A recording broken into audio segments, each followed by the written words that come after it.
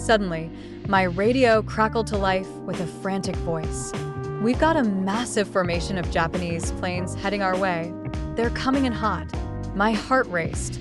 I was alone, just one pilot against a swarm of 64 enemy aircraft. I could see them in the distance, a dark cloud of Zeros and bombers, their wings glinting in the sunlight. I knew I had to act fast. I took a deep breath, gripped the controls tighter, and dove into the fray. As I approached the formation, I could feel the weight of history on my shoulders. This wasn't just a fight for survival. It was a fight for my comrades, for my country. I engaged the first wave of Zeros, their agile frames darting around me like angry hornets. I focused on my training, remembering the tactics I had practiced countless times. I maneuvered, rolling and banking, using the P-40's speed to my advantage. I fired my guns, the roar of the .50 caliber machine guns drowning out everything else. One by one, I watched as enemy planes spiraled down, smoke trailing behind them. But for every one I took down, two more seemed to take its place. The odds were overwhelming, but I couldn't let fear take hold. I had to keep pushing forward. I spotted a group of bombers lagging behind the formation. They were my target. I dove in, lining up my sights, and unleashed a hail of bullets.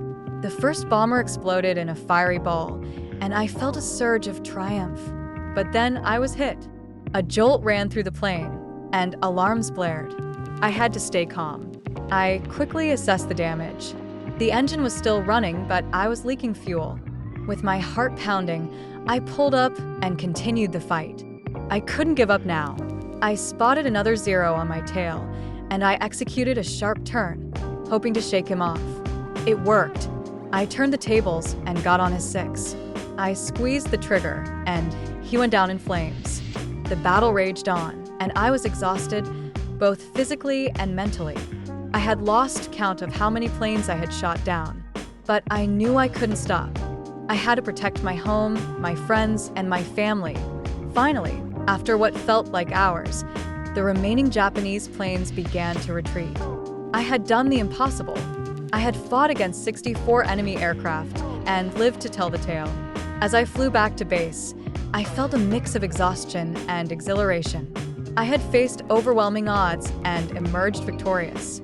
That day taught me something profound about courage and resilience.